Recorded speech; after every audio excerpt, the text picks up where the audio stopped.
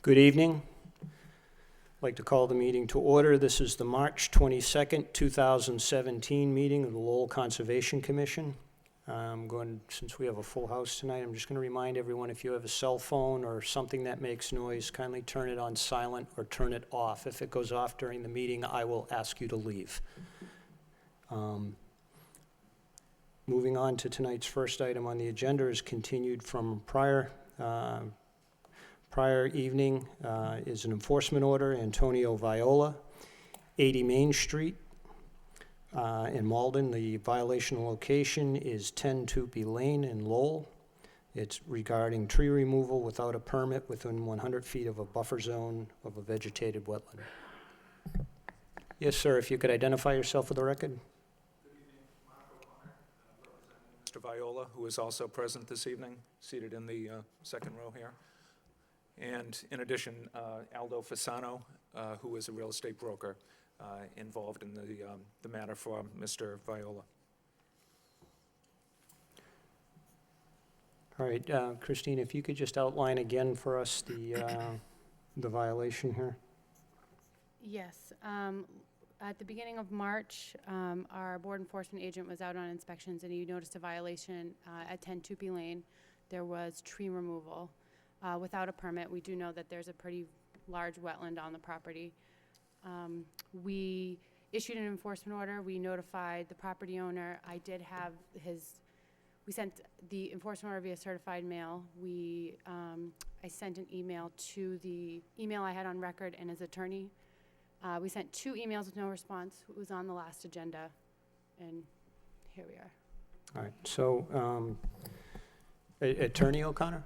Yes. Is that Attorney O'Connor? So this came up before us at the last meeting as Christine has outlined, and we had requested that she send out additional service and notification such that the landowner would come before us, okay?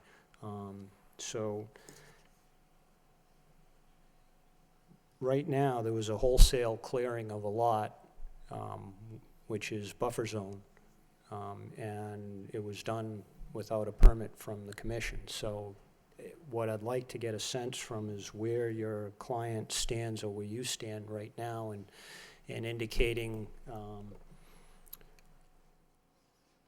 how you intend to address the enforcement order that was issued going forward. If I could just provide a little background on it, even though the enforcement order has issued. My client had engaged Steve Erickson from Norse Environmental to flag the property, and he did that. My client had proceeded to find a buyer, prospective buyer for the property, and he actually has a contract with that buyer and hopes to close on a sale of the property fairly soon. As part of preparing for that sale, my client engaged a contractor to go to the property and do a general cleanup there.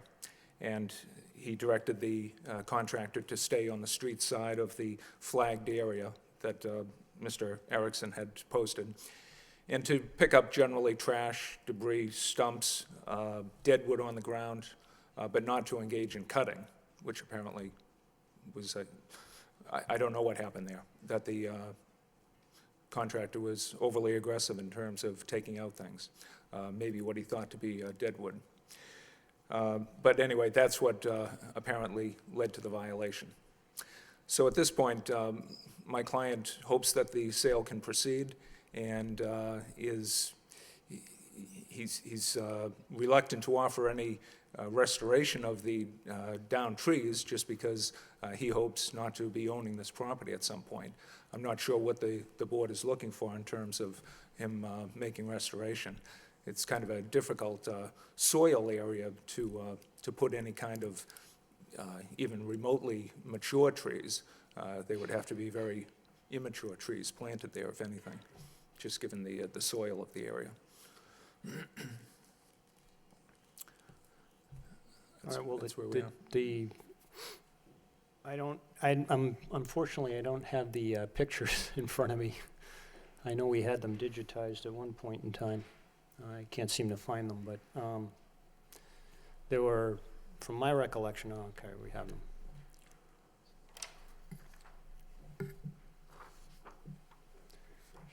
Yeah, there were several mature trees. You know, an exact count, I don't know, but there were several mature trees that were removed from the site, and that's, you know, and the ground cover vegetation was entirely disturbed. So,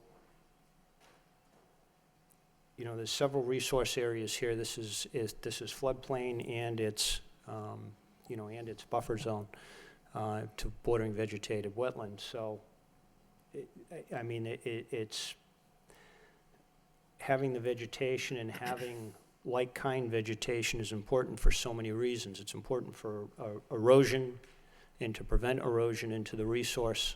It's important for flood control. It's important for cover for habitat that utilizes the area. All fall within our jurisdiction, and all require permits prior to wholesale alteration, as is the case here. What you have said is that your client is reluctant to do anything. This is an open enforcement order. If you're asking us to lift the enforcement order, I'll tell you, I, for one, am not willing to do that at this point in time until we have some, you know, we have some understanding and agreement, and going forward, a way to remediate and restore this property to, you know, to its site. If the plans for this is development into a house lot, and I don't want to second guess what you're doing. It's really none of our business at this point in time. But you know, if the plan is to develop the property in the future, that would also require a permit. It would also require a sensitivity to the type of clearing that has gone on the property. Those would all be considered, those would all be jurisdictional, and it would only be done, and it would only be permitted if there was like-kind and adequate protections put in place to protect the resources. Right now, there's nothing. It's a significant net loss right now. So that we need to address restoring the site prior to even discussing whether or not we're going to lift any enforcement order. Okay. I'm sorry, I lack the expertise to make suggestions for restoration. You know, what would be feasible in the short term, long term? I'm just not sure. It's a kind of a difficult area to work with.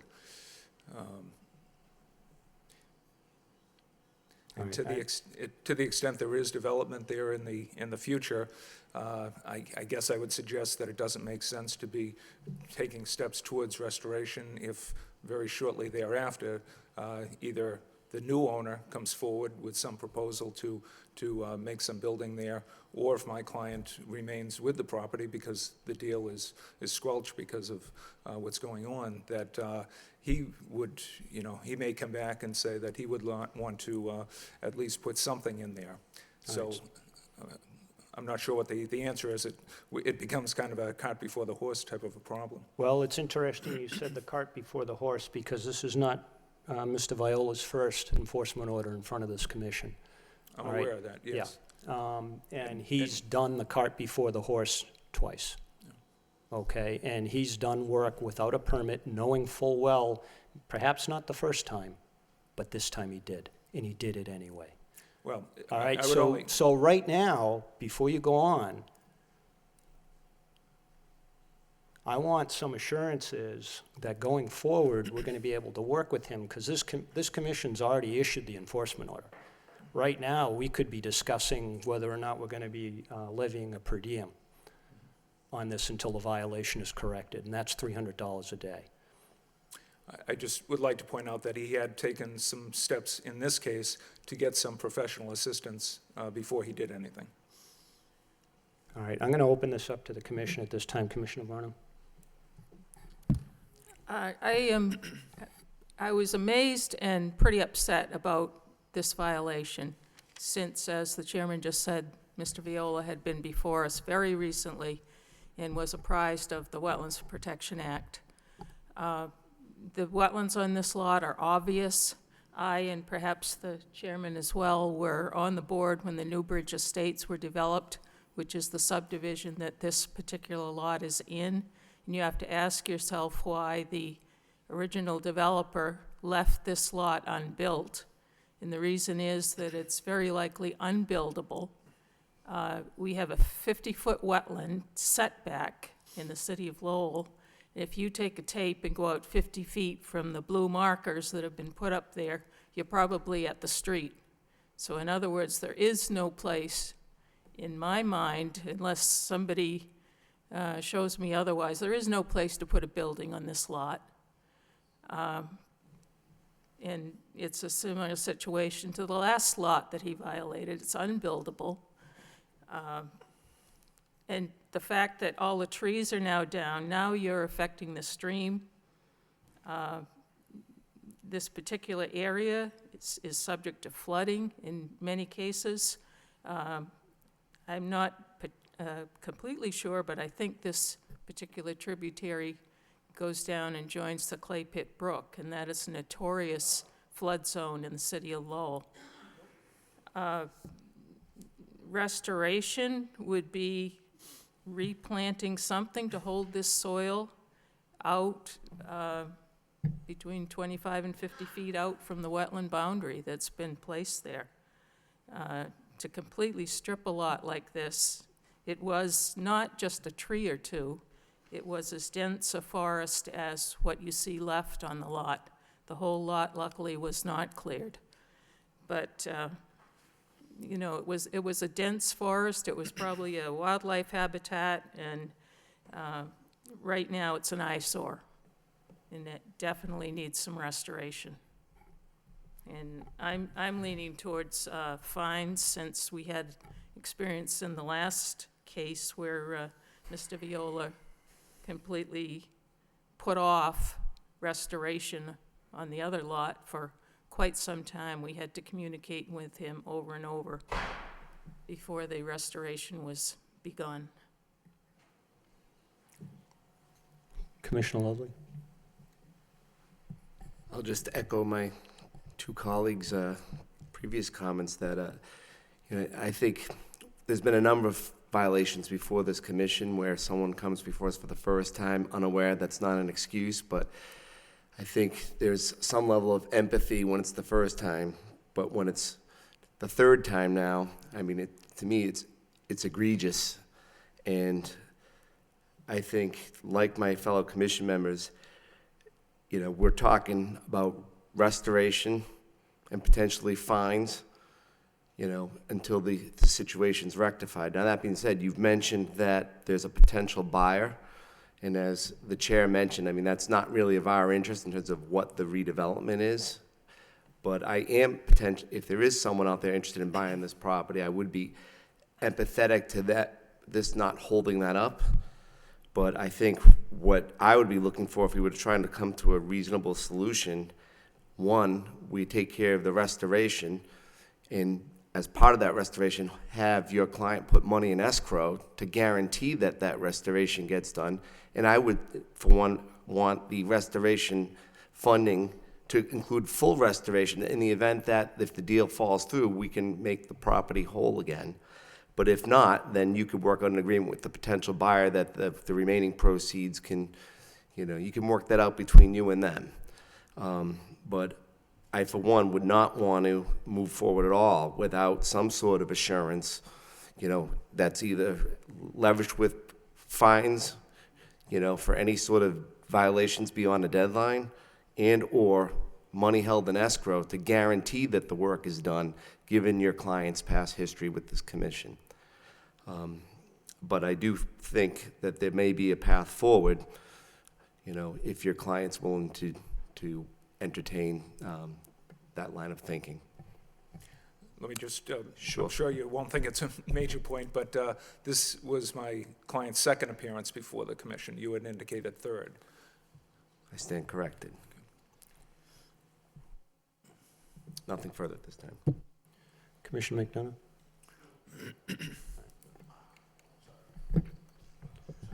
What? Can another representative speak?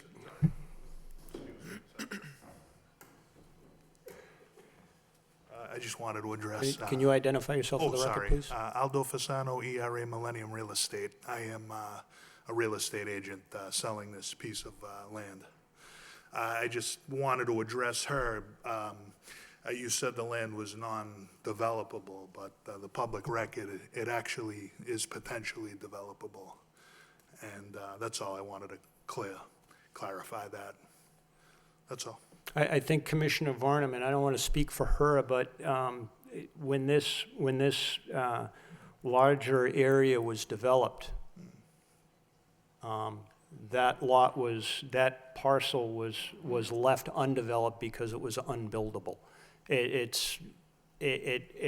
Whether or not it has sufficient frontage and square footage is a whole nother issue.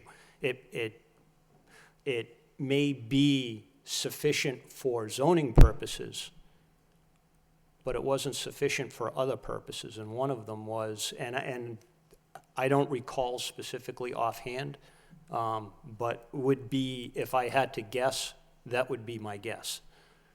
Usually I have a pretty good memory about these things, but I'm just not drawing it on this particular one. But that's usually the case. Developers of larger tracts like this, which was originally, don't leave undeveloped lots. They do them all. Yeah, all right. Okay. Can I say something, Commissioner? Sir, if you can identify yourself. Yeah, for my the name is Tony Viola, I'm the owner. So the lot was left like that because the previous owner don't pay the taxes, which I did.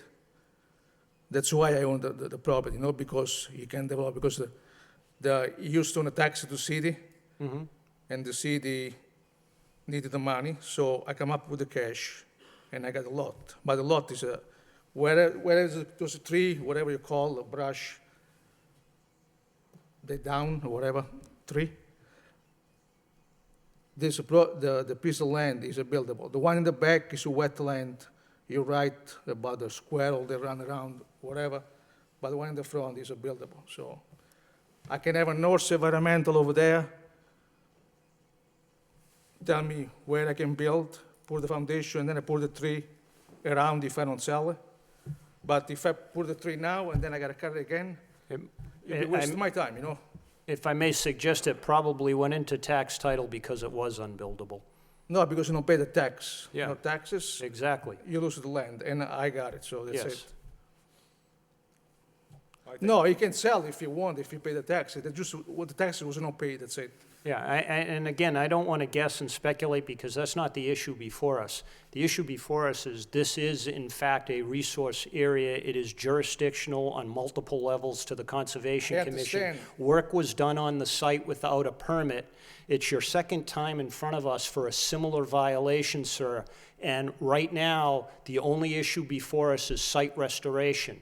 If you want to fight us on that, that's fine. You can fight us on that. We'll take up the issue of whether or not we want to impose a per diem of $300 a day. No, I don't- If you don't want to fight us I don't on wanna that, fight if with you you at want to all. work with us, Yeah, I will. we will entertain, and I, for one, would like to see a restoration plan come the next meeting, which is April 12th. That's short order, but, and perhaps even extend it to the next April meeting. But given your prior track record of ignoring us, sir, I would rather not Yeah, do because that. you're wasting my time, and I'll tell you why. Sir, I am not wasting your time. Yes. You did not get a permit for doing Doing what? work in a jurisdictional area. You are now here on an enforcement order, okay? No, I am you- not, sir, I am not wasting your time, okay? You need to comply with the law. You did not do that, sir. No, I did. Okay? I suggest you speak with your counsel before you do any more of this. But right now, what I am going to entertain is a motion to continue this till the first April meeting, which, I'm sorry, April 8th? April 12th, for the submittal of a restoration plan pursuant to the enforcement order. And it's to restore the vegetation and stabilize the site to prevent erosion into the resource. As an alternative to pick up on Mr. Lovely's point, would an alternative to the restoration plan be an escrow arrangement? I believe Mr. Lofeld's point was, and Mr. Lovely's point, well, I'm sorry, Bill, was to restore the site and to, right now, what we want is a plan. We're not asking that you restore it for April 12th. We're asking for a plan. No, I understand, Okay. but Whether If I or not may. money goes into escrow, that's all part of Yeah, it. and what I was getting at is, I for one don't think it makes any sense to put trees in an area that they may end up subsequently being removed. I think your plan, or your client's plan, should have two phases: a stabilization phase for the short term, with a period certain that if something doesn't happen within, we can talk about that within 3 months. Then we do part B of the restoration, which would be to be putting the trees back. We don't want to be in a hold pattern indefinitely. I mean, stabilization is a temporary measure. The full restoration would be the permanent fix. But I do think you could work with a contractor to come up with a restoration plan that phases it in those two components. I'm just envisioning coming before you with the outline of a restoration plan and with the costs related to that. But instead, perhaps, of implementing the restoration plan, escrowing the amount of money for that restoration. Yeah, And pass on the issue, if the buyer is willing to take it, pass the issue on to the buyer. Right. So my client would be funding the restoration, but he wouldn't be actually doing it because hopefully he would no longer be the owner of the property. So if I understand you correctly, you're suggesting that your client put in escrow the funds to do the restoration for the full amount, not just the stabilization, but the full restoration. Yes, it would have to be that, I agree, yeah. Right. So in that way, the property is not immediately, but will be made restored, or it would be dealt with at such time as the buyer tried to make the property buildable, if that is possible or not. Right, but I would think, just so there isn't any misunderstanding, I think part of that funding would be need to be applied immediately, because again, part of the issue is stabilization. I'm talking about things like, erosion and sedimentation control measures, straw, things that prevent any sort of runoff, those types of things. And then the second part would be the full restoration to get to eventually have the property revert to its former self if it were not to be sold. Does that make sense? I don't think we're talking things much different. Right. My suggestion is just that that will afford my clients some additional time to see whether the sale can still happen, and hopefully make it happen, and yet he would be funding the restoration that you're asking for. He Right. just wouldn't be still the owner and personally implementing it. And I for one, given the situation we had the first time with your client, I would think, I for one would want, if it weren't, I think it's certainly not unreasonable to get a plan to us before us on April 12th. If your client's a no-show, I for one would be looking to entertain the issuance of penalties from the next day moving forward until, your client comes before this commission again, so we can look over the plan and make sure it's consistent with the requirements of the Wetlands Protection Act. Okay, thank you. I would just like to add to Commissioner Lovely's comments that I would be halfway satisfied, just myself as a voting member, would be halfway satisfied with that. I want some timelines and some quick timelines. I don't want this, well, it's going to go into escrow, or it's we're looking for a buyer, or we have a buyer, it's supposed to close in whenever, 30 days, 60 days, 90 days, in June, July, or August, with no set time for the site restoration. Okay, even with the understanding that it may be developed. And again, that's not our issue. If the plan is to develop it, the problem is now we are in spring, but we're going to be hitting the spring months, which are the most critical months now, to stabilize this site and to get it to get it hardened from runoff. And that's the critical issue right now, is protecting the resource. So you know, part of the plan needs to be the quick and rapid stabilization of this site. If it's just a matter of, well, our plans are to, you know, sell it, we have a buyer, this is the timeline, no. It has to include very rapid site stabilization and specific plans about that, and how that will be done and what the timelines are on that. And they should not be extending much past April. I'll just let you know that today was the original closing date, planned closing date, so the hope for a sale was that far along. All right, any further questions from the commission? All right. Thank you. So do I have a motion to continue this to April 12th, with the understanding that the applicant, or I'm sorry, Mr. Viola and council will submit a restoration plan going forward for this site in accordance with the discussion tonight, with the time, you know, with the timeline, with the discussion tonight, so. Yeah, so there's no ambiguity. I'll offer a motion to continue this enforcement order discussion to the April 12th meeting, with the understanding that Mr. Viola will present to the commission a restoration plan at that time that will include the phasing of stabilization and then restoration of the property, with a schedule with firm deadlines for both. And as the chair pointed out, the stabilization is ASAP. You know, the restoration, we can talk about a little bit of a window of time to see how this potential sale goes through.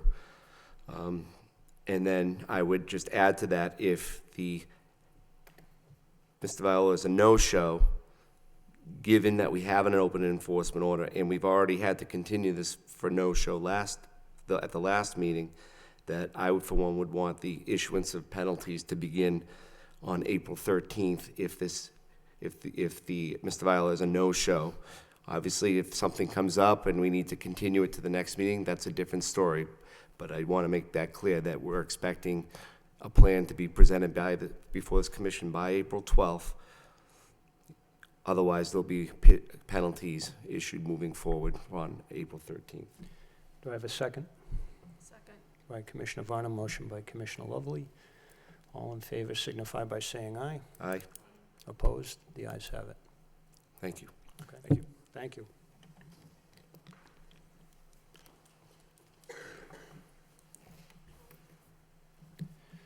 Tonight's second item is a request for determination of applicabilities. National Grid. Project location is 125.2 Perry Street in Lowell. Vegetation management and waste removal located within the 25-foot riverfront area associated with the Concord River, inland bank, bordering vegetated land, bordering land subject to flooding, and the 100-foot buffer zone. And if you could identify yourself for the record, please. Good evening. My name is Teresa Portante. I'm with BSC Group, representing Massachusetts Electric Company. Good evening. Why don't you tell us what you're doing? And Sure. why you're doing So we basically filed an after-the-fact filing for the tree removal that was done within resource areas and within the buffer zone. We did meet out at the site with, I forget his name now, with the enforcement officer, went over the conditions on the site. When we were there, however, we had a significant amount of snow, so we weren't able to walk the property with him. And we did receive comments about getting a tally on the exact number of trees that were removed, but we haven't been able to do that for the conditions of the site, because we just haven't had enough snow melt to get that exact number. So what we did provide was go out and map the area that was cleared. And the most significant tree canopy that was removed is in the outer buffer zone area. There was some selective a few cuttings closer down to the river within riverfront area, and just a few along the bank. So what we wanted to do was, knowing that, you're looking for an exact number so you can assess, what the need for mitigation, that, we can go back out and quantify the number of trees, should the commission feel that that is necessary in order to make a determination. And we'd also like to hold a site visit, if we could, with the commission to talk about what mitigation might be needed. I think that those are two great ideas, but the National Grid really needs to understand that the removal of large trees in this area is one, I mean, you've been out there, right? Yes. I'm somewhat familiar with the site. We've been out there a couple of, I know it's all locked in and everything, but we've been out there a couple times for other issues. And it's historically, they've understood that bank has a lot of heavy erosion on it, and undercutting, and the trees are really the only thing holding that whole area together. The Concord, as you know, is Class 4 rapids in the spring, Class 3 rapids in the, I don't know what the classifications are, but they come from everywhere to do that, and it's a very swift moving river. As a matter of fact, your own picture that you've submitted has, has some white caps. Yeah. Okay, so I mean, the fact that it's a swift moving river, is evident just from looking at it. It's even more evident from looking at the bank along the substation and how undercut it is. And the removal was, if you take a look at the map, we did outline the areas where the removal occurred, and most of it is outside of the 25-foot riverfront area, so they didn't affect that slope down to that. Well, I'm getting to my second point now, and that's a mature tree removes thousands of gallons of water from the floodplain, and it does it naturally, and this is all floodplain. Okay, so that is very critical to the residents both up and downstream here, not only on the Concord but on the Merrimack.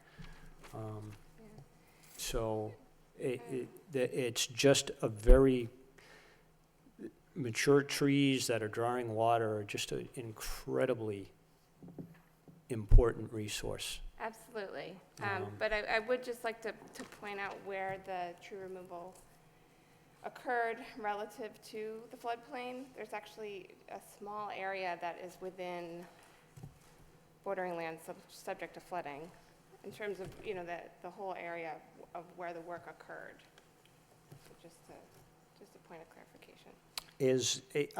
Would it be prudent to, because of the recent snow, to put this off for another day so we can do the site visit? Absolutely. Get a good inventory? Absolutely.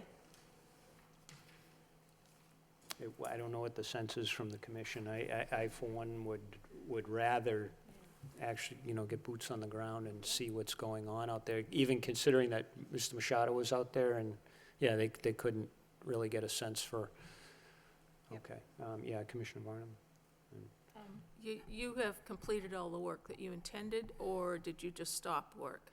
Well, we wanted to proceed forward and get this on the agenda. We wanted to keep moving. So we can certainly, understanding that the commission is not comfortable, making any sort of assessment for the need for mitigation without additional information, we can proceed and move forward and do a full count. And Because I think aesthetically it's important to keep a tree line along the Concord because of the rafting and yes. and the walkway. And just to note that the remaining activities that they're proposing is just some additional limbing and some cutting of woody vines. And that was it. There's no more tree removal that's proposed, just to make sure that that's clear. Well, I would like to see the site. I didn't want to climb through the hole in the fence. Say that again? I didn't want to climb through the hole in the fence. Oh, well, they go over the fence, it's around the fence, there's many ways to get in, unfortunately. I know that's what some people do, but we're a little bit more Yeah, civilized. so what we can do is schedule a time where we can have somebody, a representative be there, and we can get through the gate. No climbing necessary. All right, Commissioner Lovely? I have no comments other than saying I think we're all in agreement that continuing this so we can kind of have the weather work in our favor makes sense. Absolutely. Commissioner McDonough? All right, and I'm just going to, is there anyone who would like to offer a comment or concern? Is there anything additional from the city, Christine? Okay. All right. I mean, we could say, I mean, why don't we try April 8th? 12th, For, April 12th for a continuance, and perhaps we can, you know, if we get some precipitation over the weekend, certainly not with this weather, and there's going to be nothing melting in the next couple of days, but if it warms up significantly, what's left should be gone relatively quickly. Okay. So. We can be in touch to schedule a site visit, just pending weather conditions. If you could speak Sure. into the. We can be in touch with the planning office to see, you know, when conditions might Yeah. warrant. Yeah, Okay. so why don't we just put this on for, yeah, why don't we continue to April 12th, and if need be, you know, if we're not able to accomplish anything, you don't need to come in, we'll just continue it to the next April meeting. We may be here anywhere. We have something else All right, coming on okay. the agenda, so. All right, so do I have a motion to continue to April 12th? Motion to continue to April 12th. I'll second And it. second by Commissioner Lovely, motion by Commissioner Varnum. Any further discussion? All in favor signify by saying aye. Opposed, the ayes have it. All right, Thank you. thank you.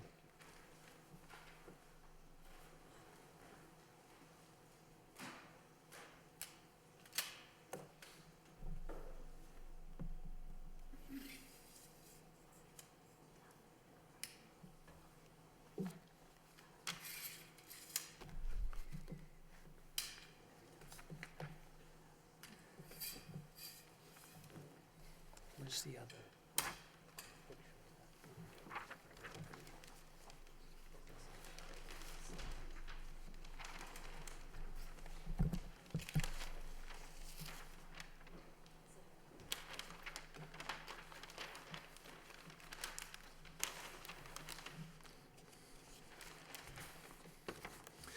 Tonight's third item is a request for determination of applicability, University of Massachusetts Lowell East Campus. Is that an entity, or is that the location? Okay. University of Massachusetts Lowell, project location is 71 Pawtucket Street, University of Massachusetts Lowell East Campus. The project activities include the demolition of an existing greenhouse, constructing a new greenhouse and storage shed, and installing a 4-inch electrical and communications conduit and a 3/4-inch water line on the east campus of the university. Project activities are proposed within previously disturbed 100-foot buffer zone to inland bank associated with the Merrimack River. And if you could identify yourself for the record. My name is Rory O'Mahony, Director of Sustainability at UMass Lowell. Good evening, Dominic Rinaldi with the BSC Group, the engineers and surveyors and et cetera. Hi guys, it's Lydia Sisson from Mill City Grows, and we're project partners. Good to see you. Someone, So, share one. Yeah, and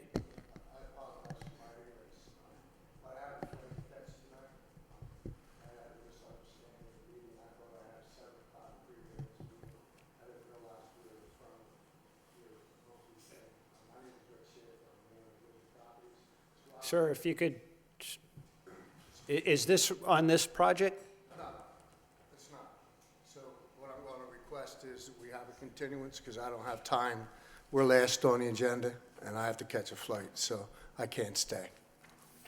This is the Jarvis Volkswagen? This is Richard Schaefer, enforcement order for the Snow dumping. Project The Edge at 1 Merrimack Street. So again, I apologize for being rude, but All right, I gotta roll. Will you yield for 5 minutes? Okay, thank you. Thank you. Appreciate it. All right, so the chair will recognize this out of order. Enforcement order, Richard Schaefer, violation location is 1 Merrimack Plaza. And it's regarding the dumping of snow into the adjacent canal. The violation was witnessed on March 16th, 2017. Christine, can you just quickly? Yes, a resident of the city forwarded the office a video of a little front-end loader removing snow on the property and dumping it into the adjacent canal. We had been in talks with the site manager the day before about snow removal into a canal, and we told them not to. We did confirm that it was not a city contractor. We don't have confirmation of who was there, but it's their site, and on a site inspection, we did notice insulation debris and snow on top of the frozen canal. All right, so Mr. Schaefer, what's your connection to 1 Merrimack Plaza? I'm the owner. Okay, all right, so, and from what I understand, and I don't want to speak for you, but you have to run, is that? I have a flight to catch, yeah. I fly back to Philly on Thursday evenings. But at any rate, here's my explanation. We have ran this project and adhered to everything. Out of courtesy to the Park Service and the trolley service, one of our operators was assisting them in clearing the walking trail. That's where the snow came in. We did have some roofing material blow. We've had some very high winds and everything, very minimal. We have already taken the 2 buckets of snow that were put in back out of the canal, okay? But that was not job related in any means. That was a request to the Park Service and the trolley service to try to help them facilitate that. That was not from our site. Well, it is our site because we own the road coming in. But out of courtesy to the Park Service and the trolley service, our operator put some snow into the canal, okay? That's what happened. All right, so, okay, just so understanding going forward, it's not the type of thing we want going on. I understand. And yeah, simply because I'm very appreciative of that and very respectful. Okay. And I have one more request, All right. okay? Yep. Because that borders my whole property. And I don't know if there's ever any type of plan where you'll get the shopping carts and the cones and the bicycles and the other odds and ends that are there. And we will be more than happy to assist you in that. But I know that it's a very sensitive area, and we don't want to cause anyone, ourselves or you, in the city any trouble. But we would be more than more than willing to help in any type of way to try to clean that up, because again, it borders our whole site. And we've tried to be a good neighbor the whole time here, and we profess to do that as men. We're respectful to everyone, and it's been very difficult here for us in a lot of different venues. And you know, again, out of courtesy, and at that same day, we literally picked the trolley back up and set it on the tracks for them. Our men spent 2 hours putting dunnage underneath the trolley and using one of our forklifts to put the trolley back on the tracks, you know. So we always try to be a good neighbor. This was unfortunate. Operator was a little over-aggressive, I guess, but it didn't come from our site. It came from the walking path, which again, I guess might be our property too. That's kind of up in the air. It may be ours, it may be the parks. We're trying to determine that. All right. But again, we apologize for that and any inconvenience to the city. And again, if there's ever any type of plan that you folks want to clean that canal up, we're in. Thank you. All right, I don't want you to miss your flight. Has the materials debris been removed? Yes. All right, Thank You you. need to ratify the order now yeah. What? Yeah. I, just so we can close this out and move on back to UMass Lowell. Sounds a little I more think important. as a matter of procedure, we need to ratify the enforcement order. So I'm going to offer a motion to ratify this enforcement order. Do I have a second? Second. Any discussion? All in favor signify by saying aye. Aye. And now I'll follow that up and say, we're going to continue this. I think we can resolve this, you know, but in light of your flight that you got to catch, and, you know, we do have UMass Lowell with their project, I'm going to offer a motion to continue further discussion about this now ratified and open enforcement order until the next meeting, which is April 12th. And I think you'd be flying, I would think you could have a representative that's more local come in. I think this is, Well, I'm here during the week. My work week is Sunday night till Thursday evening, and I go home. But I will make sure that I'm okay, here. so that will offer a motion then to continue the discussion on this open enforcement order until the April 12th Conservation Commission meeting. Thank you very much for that courtesy. All right, do I have a second? All right, all in favor signify by saying aye. Aye. Opposed, the ayes have it. Thank you Catch for that coming flight. in. Thank you again. Good night.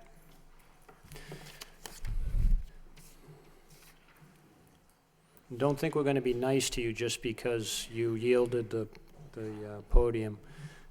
University of Mass Lowell, back to, it's already been called, so this is a request for determination of applicability. So again, my name is Rory O'Mahony. I'm the Director of Sustainability at the University. And just some quick background on this site itself. It's approximately a 1 acre site adjacent to Lalatcher Baseball Park and the residence halls in East Campus. So there's an existing greenhouse that's been on the site for the last 8 years. It originated from a student project. Now, they obviously must not have been engineering students because the location is on the shadiest site on that 1 acre plot, which isn't ideal for a greenhouse. So as part of our planning work, we completed a comprehensive solar analysis of the site, and what we're recommending is shifting the new greenhouse to a more central location on this site. The intent for this entire site is that it would be a kind of demonstration location for sustainable practices with a specific focus on urban agriculture, hence the partnership with Mill City Grows. So the university will be, constructing the new greenhouse, all the associated site works, and then once the new greenhouse is in place, we'll be entering into an agreement with Mill City Grows to have Mill City Grows operate the site. As I mentioned, our intent is to have this be a real demonstration site for our sustainable practices at the university. So looking at powering the entire structure off-grid. As you'll see in the plans, we are laying conduit and communication cable, but the intent is that we are powering everything without connection to the grid. We really appreciate the opportunity to come before the Conservation Commission tonight and get the Commission's input and feedback on the plans that we have here at the university. We feel it's an ideal site given its proximity to the Riverwalk and the high percentage of students that are resident in this location to be a real demonstration site for sustainable practices in urban ag. So that's a very brief overview. I'll turn it over to Dominic for any of the technical questions that you may have. Good evening again. As for the record, Dominic Rinaldi with BSC Group. As Roy mentioned, so the sort of get you situated, slide it over so I'm still on the mic. Pawtucket Street would be off the plan to the south. This is Donahue Hall here. The Merrimack River is roughly here. The existing greenhouse here will be demolished. The area will be restored to lawn with the adjacent lawn. The new greenhouse was situated here. It is within the 100-foot buffer to the bank of the river.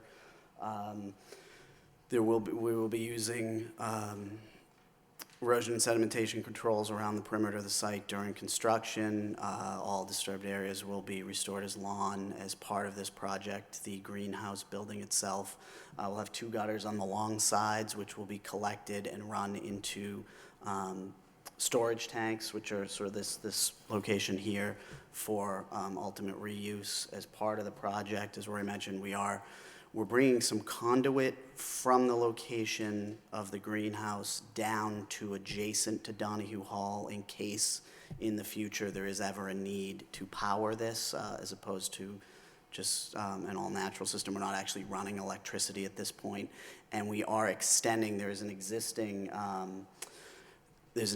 water spigot, yard hydrant approximately here, adjacent to the existing greenhouse, and we're going to cut that out, dig down to the existing 3/4-inch service and extend that to the existing greenhouse, which again, as Lydia can tell you, is really just more for extreme dry weather events and things of that nature. The hope, as Rory mentioned, is for this to be as sustainable as possible, and that the stormwater harvest system will provide all the water that the plants need. I do have the green cards, which I apologize if you noticed. I had a very junior staff help me out, and he got confused as to what the butters notification is versus the butters list. So first time through, he sent the list. We did send out the notifications, though. If you want there's 2 of all of them.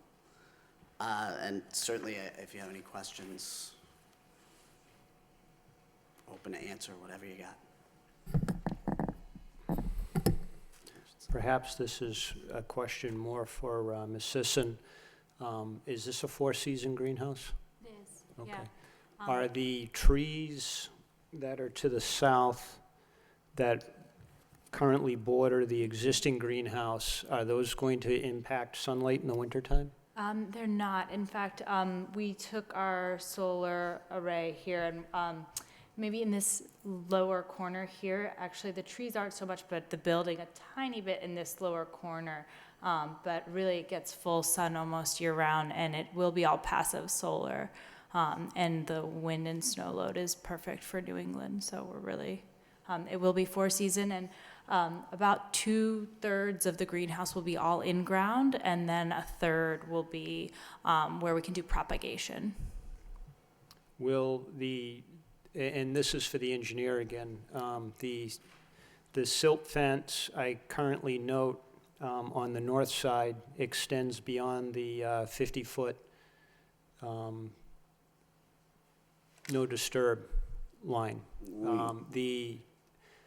That's okay, but you're not going to have any sort of permanent fencing here protecting this facility, there's right? no permanent fencing. Once this is up, everything will come out, and it'll just be the greenhouse lawn. Okay, it would be our preference, since it's a very de minimis, that you don't cross that 50-foot line, even for the siltation fence. It's fine. We'll cut it back in that area a little tighter. I don't have any further questions, Commissioner Varnum. What are we growing in there? We are going to focus on a lot of the winter greens and dark leafy greens, but we're also hoping to work in partnership with UMass Amherst and some of the research they're doing around culturally appropriate crops that especially some of the immigrant and refugee groups in Lowell might like to grow, and we could do some trials in the greenhouse to see if we can actually grow them year-round here. It's a really exciting project to be working with UMass Lowell and to have that expertise as well, that we can work in partnership with UMass Amherst more as, too. Thank you. Commissioner Varnum? Yeah, I think this is an exciting project, and it looks like a good location in that it's not really going to impact any of the resources at all, with that steep bank and the trees along the bank of the river, and it's very well stabilized, the walking path. So great location, and I don't think you'll have any effect on what we're trying to protect. Commissioner Lovely? Great project. I'm glad to see the greenhouse being improved. I run by there every now and Oh, good. Come back. and I always think it's a good thing when you see a university working with the local community to try and improve everyone's life. So I think it's a great thing. And my sense is, because it's a full year-round greenhouse, unlike the other Mill City community gardens where they're fenced in, there's no need for that. Plus, I would think the UMass Lowell campus police would be patrolling the area like they normally do. Just curious, so that the produce that you produce, would that kind of go to like a food bank, or? We're working on distributing it through our current market system, so we do donate 20% of our produce both into school projects, but we're also hoping to have a partnership with UMass Lowell to have students involved, or faculty potentially. And also hopefully we're thinking about having some interpretive walk throughout the space, so when you're running you can come by and Yeah, no, that's fantastic. check it out. Just out of curiosity, what college within UMass Lowell is going to be kind of sponsoring this? College of Sciences? Or- There's a fairly strong variation already, and we've been overwhelmed by the interest that we've had from our faculty members. So from the solar perspective, the College of Engineering, some the Clean Energy Centre are helping us out a lot with that. Plastics engineering, we've actually had a lot of interest. We supported an application recently to the NSF, and they're developing a sustainable, biodegradable sheet that sits in a planting bed that's triggered slow release of sustainable compounds that fertilizes the beds as they're growing, so it cuts down on water use. So stuff like that, we'll be using it as a full-scale urban ag centre, but we're looking to maintain components of the greenhouse for these innovations in urban ag that have the potential to impact a population far greater than the university itself. I think that's great, and just trying to tie it back into what this Conservation Commission does in terms of protecting the resources. As I'm Absolutely. sure you're probably aware, nutrient loading from non-point sources, agricultural sources, is a huge issue, particularly in New England. Yeah. You look at these oxygen poor zones out in Lake Champlain. More locally, I'm sure certain areas along the Merrimack River. So I think there'd be an opportunity there to, to use this type of project to kind of teach students that might be in environmental science or environmental Absolutely. engineering Yeah, some of those practices. I mean, I think we're trying to contain our excitement with this project as we go along, but we're certainly very enthused as things are coming together, and just the feedback that we've received from the local community and the university population to date. I think if we, continue the way we're going, we could be onto something really special here. I think it's great, and sounds like it's been a great week for UMass Lowell. Yeah, Hockey East hopefully champs, it continues. and now this. So as an alum, I think this is great. Nothing further. Thank you. Thank you. Commissioner McDonough? Sure, I'm the one that makes you move the silt fence, and everyone else gets to ask the fun questions, so. All right, anything else from the city? Christine? Do we want them to submit revised plans showing the new location of the silt No, fence? you can just submit some verbiage. Okay. And we don't need a rewrite of the plans for that. It's very de minimis as it is. But just for the sake of keeping it clean and not setting a precedent, the 50-foot no disturb zone means 50 feet no disturb. So, Absolutely. I know it's probably 49 feet, but, Right. we try and keep that one. Absolutely. If we can avoid it, we will. Is there anyone here who would like to offer their comments or concerns regarding this application? Seeing none. All right, do I have a motion to, I'll offer a motion to issue a -3 determination for this project. do I have a second? Second. By Commissioner Varnum, motion by Commissioner Lovely. Any further discussion? No. All in favor signify by saying aye. Aye. Opposed, the ayes have it. Yeah. Thank you for coming in. Thank you very much. Thank you. Good to see you. Thank you, and for what it's worth, I liked the silt fence question. True engineer.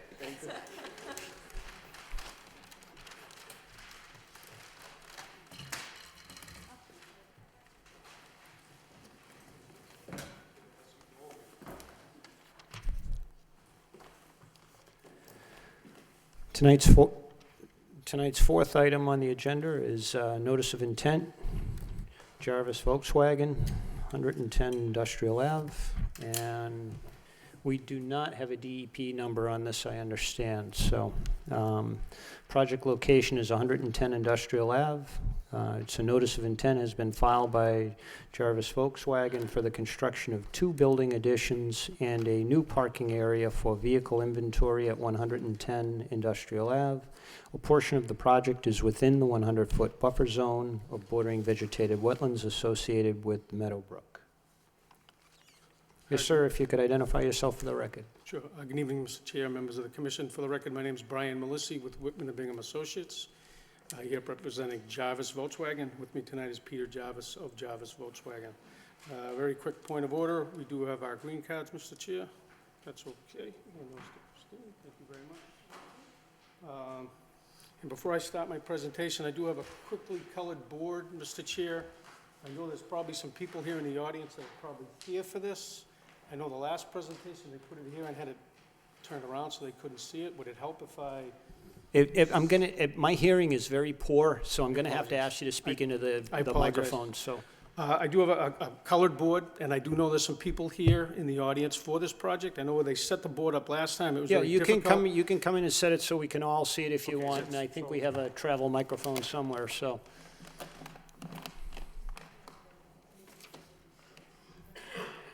I mean, for future reference, if it's easier, we can also display, if you want to submit electronic files, they can be displayed on the monitors, too.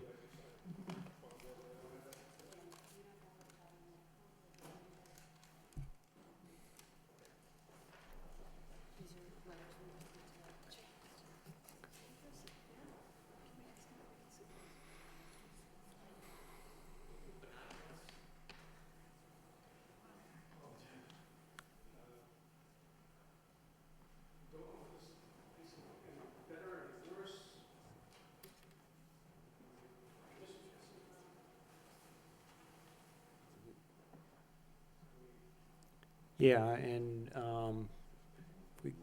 yeah, just, you can use one of those, just press the center button, you can hold it up. If it helps, Mr. Chair, I brought a couple 11 by 17s, kind of the colored version. Would it help if I hand Okay, some so of these let up? me back you up, are there any, are those colored, or? Yes, All I just right, put some, are there any changes in that are different from what's already been submitted? this is actually, no, this is actually one of the plans from the plan set. I just put some color to it to make it a little easier to read. There's a lot of lines. There's the, there's the riverfront area, there's the river, there's some of the pavement that we're providing. So it was really just a handout to try to kind of let everybody know what it is that's going on, so. Yeah, that's fine, right? I mean, we're more than happy to accept colors, but I just want to caution you, though, if there's any changes, I don't want them tonight, okay? There are no changes. Nope, this is strictly just for presentation purposes, so if it would help. Do they need them? Do you want copies of these too, up there? Yeah, if you're using, yeah. If you have enough, if you don't, and you just want to, About 12 of them? no, if you want to give them out, that's fine. We have plans up here, so. We can share one.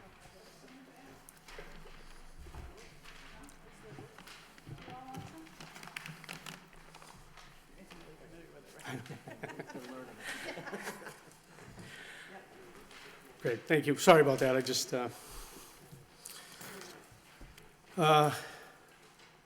as the notice said, we're in front of you for a notice of intent for the construction of a, oh, look at that, a new inventory parking lot and 2 building additions to the Jarvis Volkswagen property located at 110 Industrial Ave. If you look at the colored board, at the bottom of the page, the 2 brown squares are the 2 existing buildings. The one to the lower portion of the page currently houses the Kia dealership. The one up, the smaller square building represents the new Volkswagen dealership. The blue area represents River Meadow Brook, which kind of runs in a left to right or a west to east direction. In the portion of the gray area above the blue area is the proposed new parking area. Right about the end of 2016, the Jarvis family acquired the piece of property off of Pan Am Railroad. We were in front of City Council for a zoning change that rezone this piece from HRC, which is high-rise commercial, to GI, general industrial. I would like to point out that the reason for the zoning change wasn't to allow a parking lot, so to speak. If somebody on the high-rise commercial side of the zoning wanted to use this piece for parking, they certainly could have, with the proper permits, obviously. But what happened is, from an accessory use standpoint, somebody doing business or a business that's allowed in the GI or general industrial could not use that as an accessory use as long as it was zoned differently, the HRC. So we went to the City Council, requested and received a zoning change. So now all the properties currently zoned GI or general industrial. The Jarvises would like to use that portion of the north or northeasterly portion of the new parking area for new vehicle inventory. The Jarvis dealerships generally deal with new vehicles, and they would use this as a new vehicle inventory storage area. This would not be utilized by the general public. The general public wouldn't be allowed there to park. That certainly wouldn't be used for customer parking. We are within the 100-foot buffer zone to the BVW that's associated with River Meadow Brook. If anybody's been out to the site, the banks of River Meadow Brook, especially in this area, are fairly steep. So the BVW and the high water mark are almost the same thing. The area, again, was used or was owned by Pan Am Railways, and it was used as a former railroad bed. Matter of fact, if you were to go out there today, some of the tracks are still there. So we would contest that it's a previously disturbed area. While there is some, it looks pervious, it's grassy, I would contend that there would be something weight-bearing underneath those rails. Right smack dab about the middle of the blue area that you see on my map there, I kind of colored it in gray, is an existing bridge that connects what I call the 110 Industrial Ave property over to the railroad piece. That bridge used to support a railroad siding that kind of came off of those rail tracks and service some of the industrial properties that used to exist over in that area. The proposal would be to access that parking lot through that existing bridge. We would not have a permanent access out onto Industrial Ave.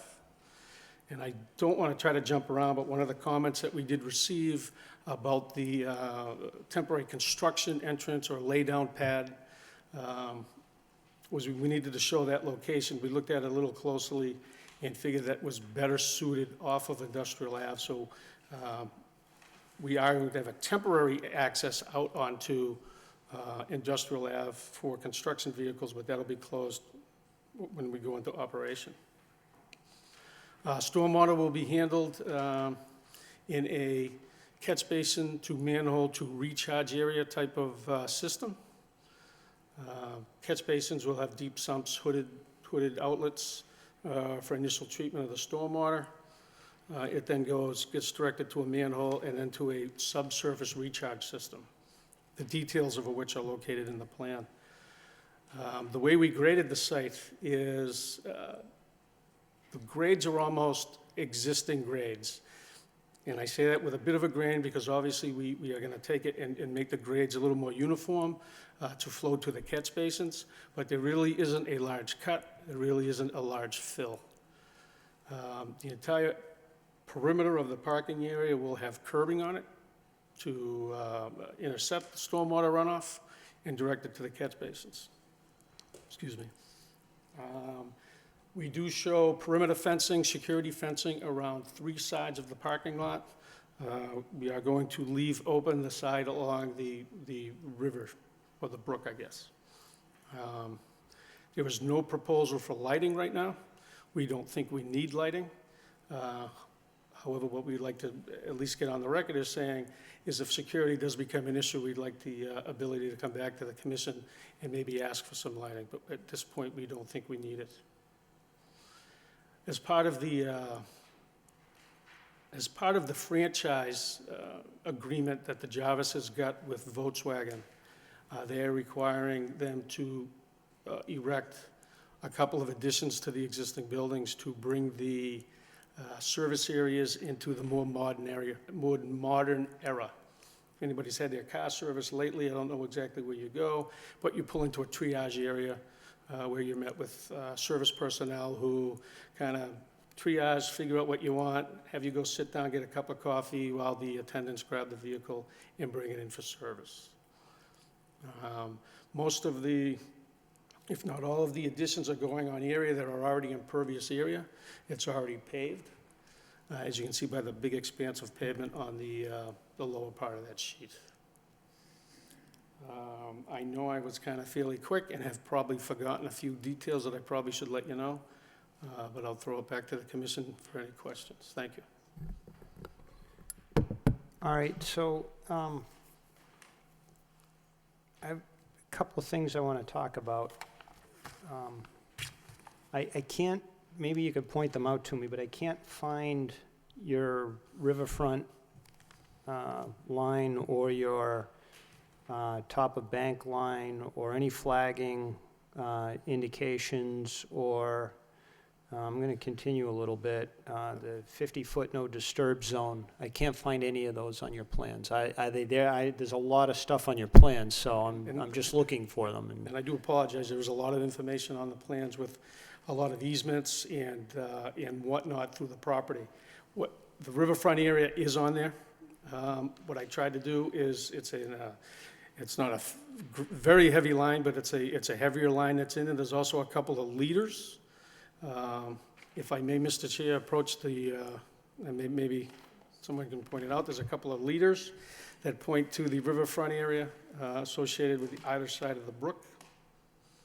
There's also a 100-year floodplain elevation in there, which is at elevation 103. Again, that line is in there, which is probably a little bit confusing, but we also tried to put a planned leader to that. Obviously, that 103 contour is associated on both sides of the brook, so we tried to provide a leader that says to go, that points you there. Some of the riverfront flagging is RA flagging, some of that is on there. I probably need to admit, and I was remiss, the 50-foot zone, it probably doesn't show up on these plans yet. It is certainly on my list to add.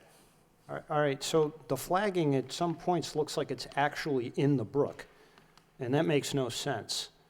And if I may, Okay, so when was the flagging done? it was done, I want to say it was done somewhere in August of 2016-ish.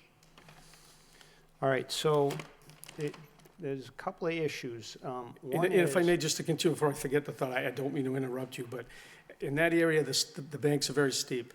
And so while it certainly looks to the plan reader like the flagging is in the brook, it's very steep. And so a flag that's tied to a tree or tied to a twig and then located, it certainly may appear that way. This site certainly begs for a visit. Yeah, so there's two top of banks out there, and, you know, there's one up as it gets closer to the rail bed, and there's one down below, but we're currently right now in drought conditions still. And the advisory is that, you know, we can't use recently flagged and recently designated lines. We have to use historical values.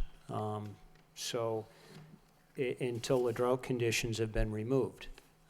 So, you know, that's state law. We have to abide by that. And I'm not entirely sure whether or not what has been shown on the plans is done and has taken that into account. Okay, it's my remiss that I didn't see the riverfront line, and the problem is it's underneath the siltation line, which is, you know, like I said, it's just, there's way too much on that plan. And what we tried to do is if you leaf through the plans itself, the very first plan is an existing conditions plan, which doesn't have any of the proposed conditions, doesn't have any of the siltation. It's really just an existing conditions plan. And then as you leaf through or turn the pages on the plans, what you try to do is we add a few more layers, obviously, to give the commission or the plan reader the flavor of what's going on from the project. What we also tried to do is one of the further sheets in there kind of takes the drainage systems that are proposed and kind of blow those up a little bit to a larger scale, again, to allow the plan reader a little bit more detail. Okay, so given that it looks like the riverfront line goes right up to your edge of pavement, how are you going to address the 50-foot no disturb zone? Well, we certainly, Because that, you can't not, there's a 50-foot no disturb zone, which means you can't do this. right, well, we are contending that is already disturbed area because there was a railroad bed there. It certainly isn't carrying riverine characteristics to it or even buffer zone characteristics to it. So what we are This asking is not for redevelopment, this is not reestablishing a rail bed, this is paved, this is creating impervious surface. Correct. And what we are asking is previously developed area, our proposal is such that we don't take into account the redevelopment portions of the act. We meet all 10 standards of the act from a stormwater standpoint. We do understand that there's a 50-foot no-touch zone or a 50-foot no-disturb zone. We are asking for a waiver to that. Again, because the area was previously disturbed, it was an old railroad bed. If you walk down there today, while I won't say it's in disrepair, there are some weeds and whatnot, but it is definitely a pre-disturbed area. Okay. What, towards the north side, you know, on the north side of the River Meadow Brook, where is your back property line? So that's kind of one of the other things I tried to present in the colored plan. As you can see, the green strip on the north side of the plan or the upper side of the plan, it kind of runs, I'm going to go from the left side of the page to the right side of the page. It kind of runs right along our edge of pavement, our proposed edge of pavement, and then there's a small little triangular area. And then it runs back out, and then it kind of dives back down, and then there's a small area that runs underneath the Lowell connector. All right, so, Those are the, so the green is your property line? correct. So not, well, you said the edge of pavement. Is that the existing pavement that's up there now, or? No.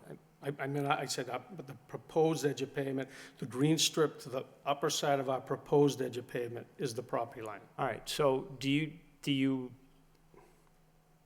is that retaining wall that's out there, is that on your property? The majority of that wall is on our property.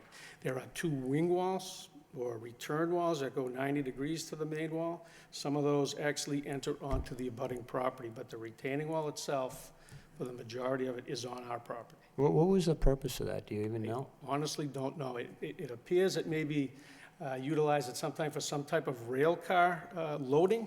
However, it doesn't make any sense because that would have been on the main line.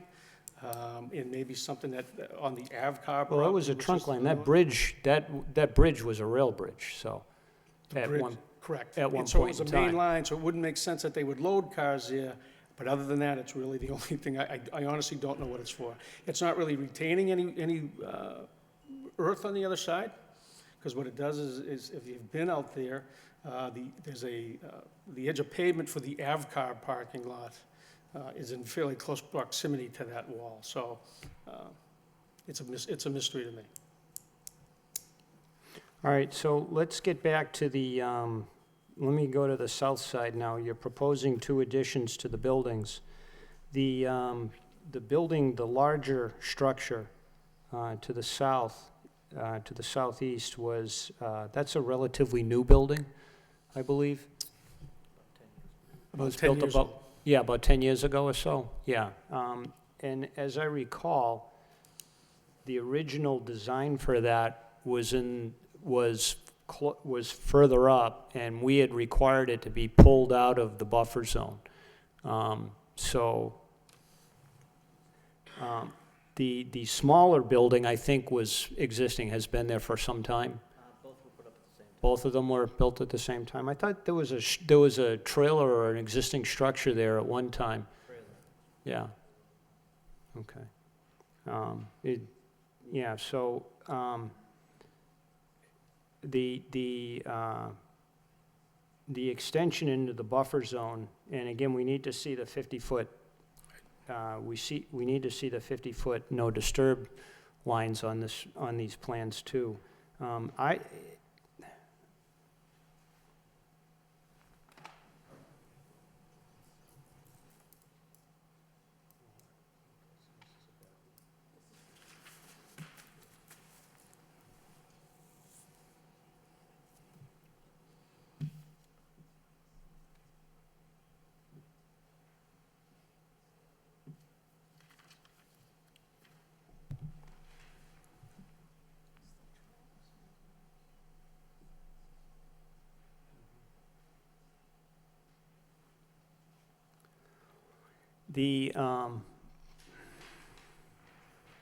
So just, we need to see those 50-foot lines, first of all.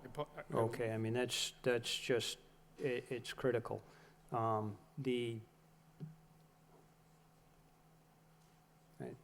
I mean, that's one thing. I have some more things to say, but I'm gonna reserve them at this point in time, but I'll open it up. Commissioner Varnum?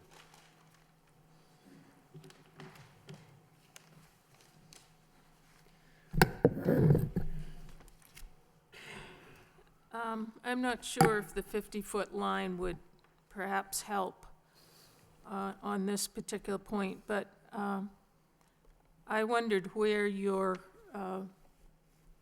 proposed parking was in relation to the existing tree line that's between the rail line and the brook. It's very difficult to tell whether you're planning to take down trees in order to do this project, or, you know, exactly which trees might be in the way, or So on the, that sort of thing. So, we can add that. I will tell you that along the brook side, we're not planning on taking any trees down at all. There are a couple of smaller trees up by the, what I'm gonna call the southwest corner, right when you come off of Industrial Ave. There's a couple of small trees that are labeled on the plan. But the proposal is such that we don't have to do any tree trimming along the brook side. I know there's a couple of ornamentals that look like they belong to the person next door, but apparently they're on your property, so. I was wondering about you said you would be leveling out the grades, and does that include bringing in or removing fill?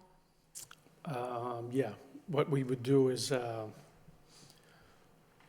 we would have to remove any of the unsuitables, whether it be a top and a sub from, off the railroad bed, make a determination on the railroad bed if it was stable enough to support a pavement. But in the interest of this conversation, typically there's a 12-inch base under the pavement and 3 inches of pavement. So at most, we would remove about 15 inches to 2 feet, depending on if there was any top or subsoil underneath there. Remove that, bring in gravel base, compact it, and then put the pavement on top of it. If that makes any sense, so. Yeah, well, once again, I'd be curious as to where that edge of pavement line fits in with the tree line. I don't know, maybe the rail line comes in there as a measure, but. It's tough to say on that plan, only because with the gray over it, it kind of whites out the, where the rail line is, but it is on those plans. And then we can mark it out. We could paint it out or flag it out for you. Yeah, well, it all comes together in that I'm concerned about if you are leaving trees, are their roots going to be compromised by the construction and digging down into the earth? And in particular, with the installation of your containment system for the stormwater, how deep does that have to be? How deep do you have to go down to construct that? So in the two areas where the recharge chambers are, the chambers themselves, I don't know if you've seen them on other projects, they're the 30-inch high chambers. They're usually bright orange or bright yellow. You've probably seen them on construction sites.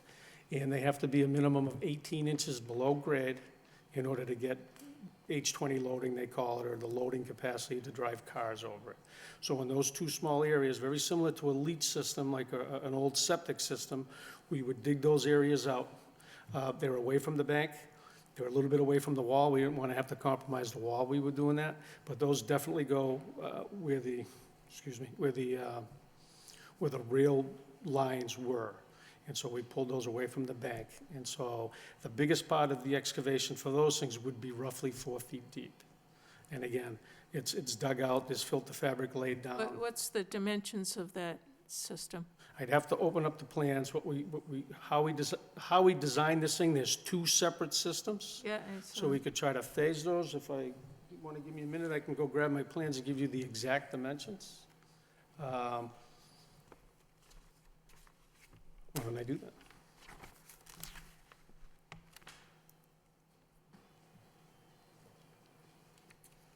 Actually, it might be easier to...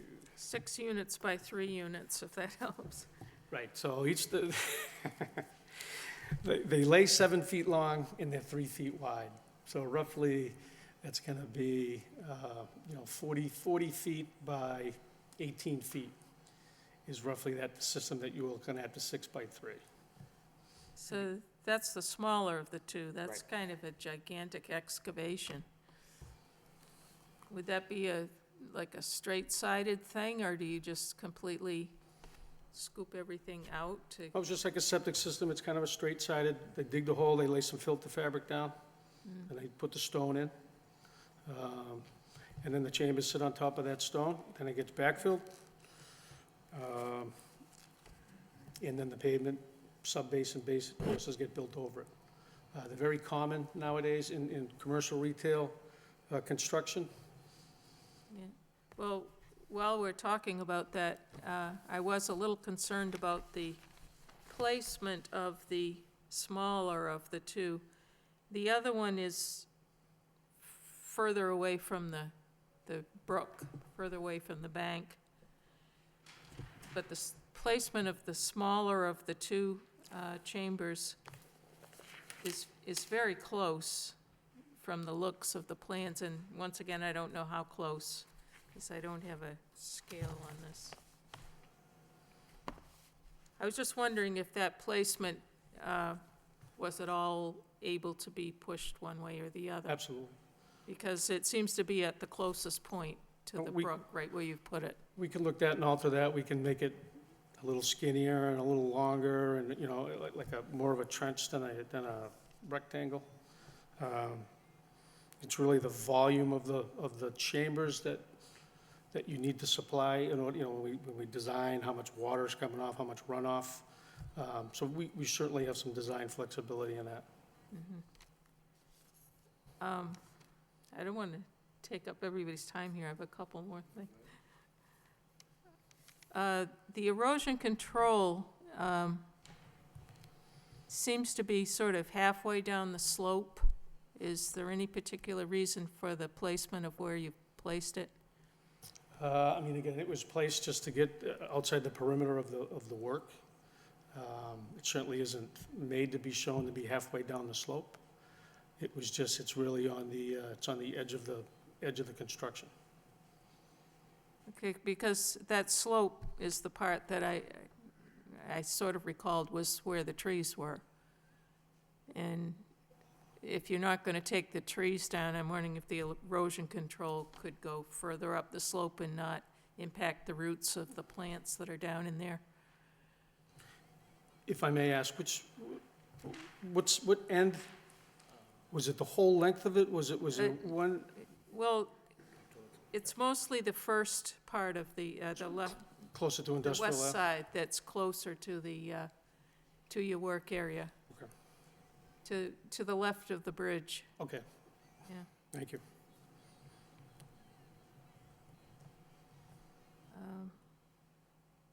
Well, I'll stop right there for now. I think I had a few other things, but I'll let someone else. So I think there's a theme here, because I also note, you know, the engineer had a number of comments about the plans, as did the, you know, staff from the Office of Developmental Services. And I see that you folks have responded to some of them, and I guess without, you know, you got some busy plans, and so it's kind of hard to kind of, especially without the 50-foot no disturb zone, to get a sense of, you know, where is the work taking place and how to, because obviously that helps to inform the discussion with respect to protecting the resource. I'm wondering, I'm wondering if it might be a better use of everyone's time, especially since there's no DEP file number at this point in time. If we could just kind of capture, you know, the specifics that we'd like to see on the revised plans, since you're going to have to revise them anyways. I for one, got a general sense of what is looking to be done out there. I mean, there's no ambiguity there. The challenge is, you know, as you know, every foot makes a difference in one way or another, and it's hard to make a decision or informed discussion without those revised plans. So I'm thinking, rather than getting into a lot of lengthy discussion about comments, maybe we could use the remainder of our time to just kind of summarize what you heard today, knowing that you also get some feedback from the town engineer and our environmental agent, that it may be, that might be a better use of time, and then by that, we would continue this, come to the next meeting. And we certainly were looking to have this closed. We got the comments from engineering yesterday. Right. I apologize, I didn't have time to put a No, response letter together. The gist, I won't say the gist of it, but what came out of that letter is we're going on site, we're gonna do some test pits Yeah. for the engineer. At the same time, I'd be able to answer some of Commissioner Varnum's questions about exactly what is there underneath the rail lines. Is it impervious? Is it gravel? My guess is there's gonna be some gravel there. Of course, if it was able to withstand a rail car, it's certainly gonna be able to withstand a pavement. We don't like to go and start digging holes until we've at least met with the commission, just so that you'll, Right. when you hear the reports that there's a backhoe out there, you don't think we're starting construction on the actual Understood. parking lot. So we're gonna be doing that in the next week or so. Right. And one thing I did note in your response, so my understanding is you did some level of stormwater calcs, and, the stormwater is going to be maintained on-site and collected in those chambers, correct? Correct. So there's no sheet flow into River Meadow Brook. Absolutely not. All right. So part of the submission was a drainage analysis as well as a stormwater report in which we discuss all 10 standards of the Act and how we meet it and provide those calculations, so. If I may, just since we're talking about this particular subject right now, if I can just interject. Sure. You had mentioned test pits and the engineering comments, and I missed that, so I'm not sure, but that's what I wanted to follow up with. And whether or not you in fact did any test pits, one, two, what is the floor elevation for the chambers over the groundwater? And do you know what that is based on, again, the fact that we're in drought conditions, what the historical groundwater is for this area? And two, do you have sufficient elevation to do it?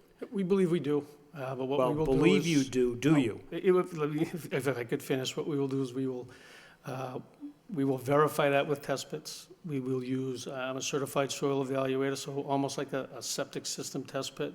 We'll be looking for estimated seasonal high water tables, which I do understand that we're at the end of a drought situation, but those test pits will be certified and it will be estimated seasonal high. So I don't believe the drought would have any issue with that. All right, so is Yeah. that what and again, I didn't see the test pit question from the city engineer. Is that what it was for the Exactly. chambers? Okay, all right. Yeah, I'm sorry. I still have a couple more, No, but that's... I have nothing further at this point. I'm just, again, making the recommendation, knowing where we are with this project. I think this is good back and forth discussion. It'll help inform you on next steps, but it also gives us some insight so that, we have a follow-up conversation. We're really focusing on the specifics in terms of the footprint of the project and where it may or may not come into a jurisdictional area under the Wetlands Protection Act. So I'm done for now. Thank you. Thank you. Commissioner McDonough? All right, so I'm coming back to me now. So two major things that still, one is your proposed new parking area has a, lack of a better term, a jog out that runs a couple of 100 feet, sort of at the bridge into the west. Why? That's where we're going to access from the bridge out onto, into the new paved area, rather than having to pull vehicles out onto Industrial Ave and asking for a curb cut onto Industrial Ave. We're going to keep it contained within our property. So why does it need to extend so far down? I guess I don't understand. What do you mean so far down? So you're paving, it looks like an extra 4 or 5 feet closer to the River Meadow Brook for an extended length that really is not congruous with the bridge. It's sort of like in line with the middle of the bridge where it starts to the east and then runs to the west several hundred feet. And my question is why? Oh, Why okay. is that there? If I think I know what you're talking about, what happens is, for the Lowell zoning code, I need to provide 18 feet of a parking length and 24 feet of a maneuvering aisle. And as you can, I know it's very hard to see on my colored up plan there, but where you see a little bit more of a green strip in that area where I think you're talking about, what we're trying to do is work around that retaining wall without having to remove it. And so the pavement jogs slightly to just work around that corner of retaining wall and still provide the dimensions required by the zoning code. And I apologize if I didn't, if I'm not talking about the area you were Okay, so talking I about. get, okay, so now I understand why you're doing that. So now, the Wetlands Protection Act, and I'm not saying that this is a doable thing, because I don't necessarily agree with your characterization of the existing condition. The Wetlands Protection Act allows movement toward the resource, in this particular case, River Meadow Brook, provided that there's no other alternative. And there's an alternative here. And it's not an economic issue. We don't care. If it costs you $2 million to take the wall out, we don't care. Okay? That's not our issue. It's not even one we can consider. The second major consideration for me here is you had indicated that you're completely fencing this area in. This is a wildlife corridor, and you have to allow passage for what is typical that exists in this area now. This is a very heavily traveled freeway for our fauna that exist in this area, and putting in a fence effectively cuts that off. And I apologize if I misspoke, but the fencing proposal would go 3 sides, Yeah, you're going down to, just to the edge of the pavement, and really, Right. you know, and I apologize if I misspoke. The idea there was to not cut off any type of wildlife corridor, Right. however, and to be perfectly honest, if the commission would like us to see us raise that, fence along on the bottom to provide a little bit more of a corridor, we could do that. However, it was really for security, just on the paved areas. okay, so there does have to be access. I believe we've had a similar issue along this stretch on another property. So it's just that this is a critical area. And we agree. And the idea here is to make a human intruder, if you will, have to really work. Well, unfortunately, the fauna I'm concerned with, some of them are human-sized. And I understand your concern, but that's not our concern. And you would have to devise some other security way to protect against that. But that's not, again, that's not something we can consider. And it's not something I'm even willing to consider.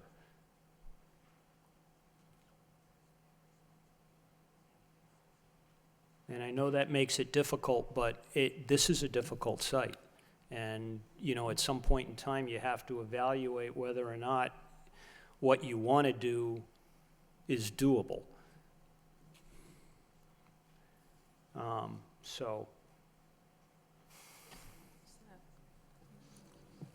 Well, that's goes under the connector there. That's the opening.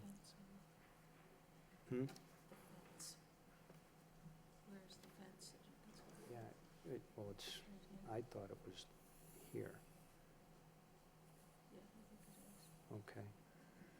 And it's kind of unclear actually where the fence is, so, again, that's something you're gonna wanna show prominently, okay? And perhaps even provide a detail as to how you intend to allow wildlife traffic to go through there. Okay, and I'm not joking. Moose have gone up that corridor, and I can show you historical photos in the last 10 years from the Lowell Sun. We're talking moose, bear, deer, beavers. Let's keep going. I'm sure there's mink. I'm sure there's quite a few things that we don't even know about go up and down that corridor. But there's all sorts of stuff, and that is our jurisdiction, and we have to maintain that. All right, right now, I don't have any more comments. I know you're anxious to close this out, but we can't without a DEP file number, so. Oh, it's not- I perfectly understand that we wouldn't be closing it. We have a lot of work to do for the city engineer and some of the comments that we've received to date, not only the ones that I've jotted down here tonight, and we'll provide all that information.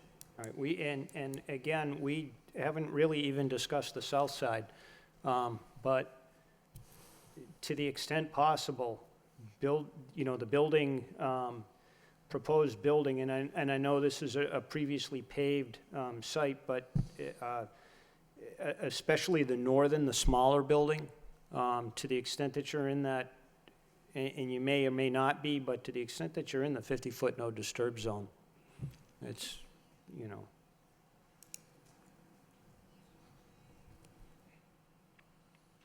all right, so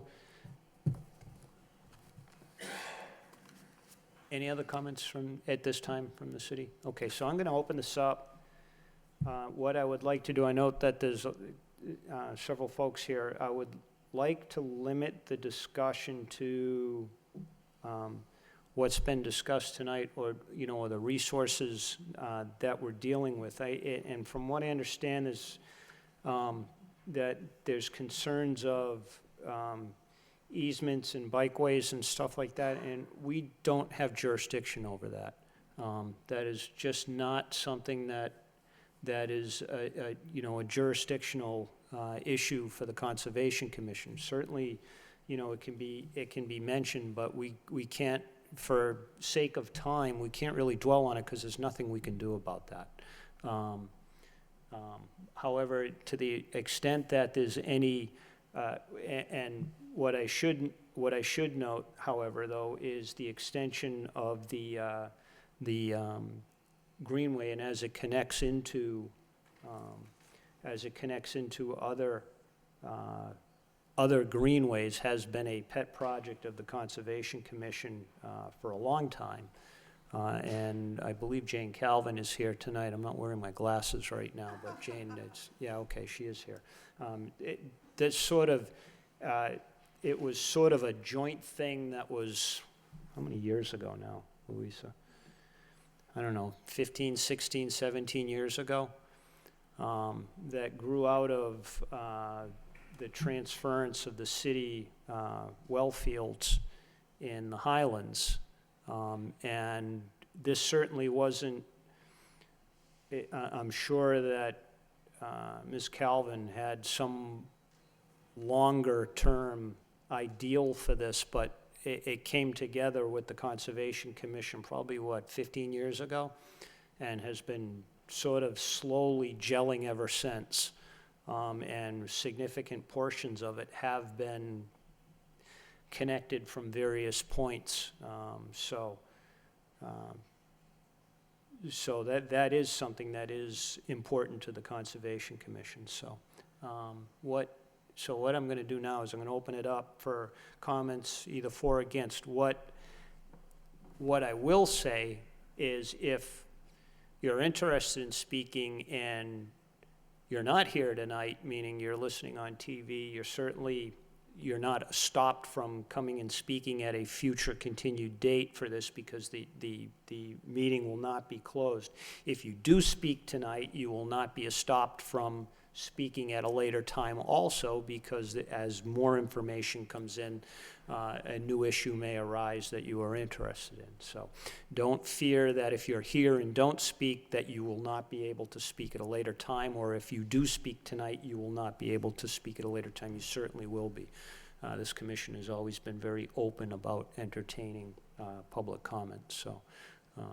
So with that being said, I'm going to open it up. If there's anyone who would like to offer their comments or concerns, either for or against this project, kindly step up to the podium and identify yourself for the record.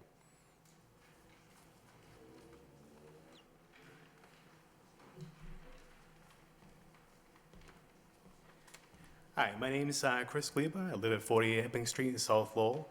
I understand with the commission that you guys do not have jurisdiction in order to make decisions about the easement.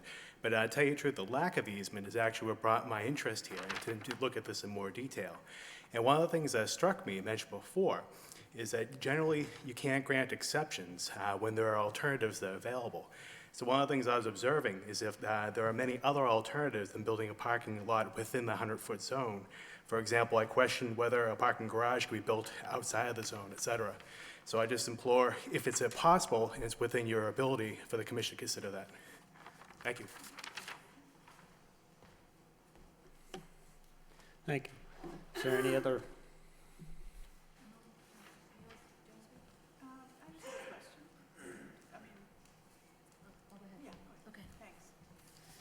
My name is Jane Calvin. I'm the Executive Director of the Lowell Parks and Conservation Trust, and we have been closely following this project, of course, through the zoning, including the zoning change. And I want to give you a little bit of background about some of the ecological inventory work that we've done, because this has been, I think that was a good word, gelling. This project has been gelling for quite some time.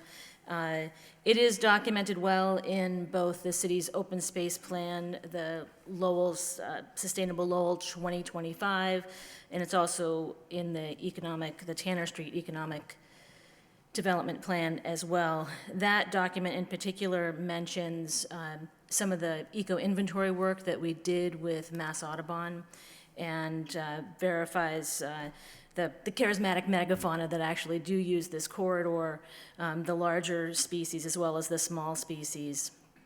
And I've seen plenty of people using this corridor, getting on and off of folding bikes, folks that are using it as getting back and forth for shopping.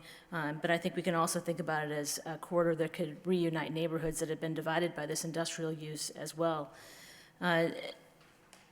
So, and I can provide that background that's in the plan, some of which you all have signed off on. If you need those pertinent references, I might send them to the staff. I do have some questions about, I would like to hear some more details about the potential of an easement, because I know that the applicant has been supportive of the idea of an easement for trail use since the beginning, to varying degrees. So I'd love to hear more about that tonight if we could. As far as the resource area, there is a pretty unique oak habitat out there, and the oaks are going to be really sensitive to soil disturbance. So I'd like to have that looked at a little bit more carefully. I am also interested in the fact that this is a rail corridor, and rail corridors are notoriously contaminated. When we've redeveloped the corridor, other rail corridors for, say, the Lawrence Street section, we've had to cap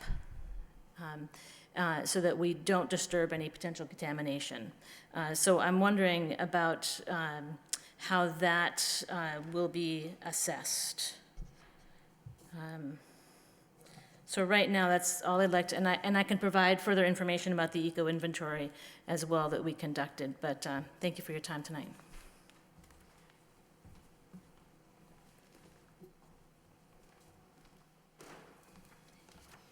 I'm Emily Teller. I live in Westford, but I'm here because the Bruce Freeman Rail Trail Friends Group is obviously very interested in a continuation of the Bruce Freeman Rail Trail through this area.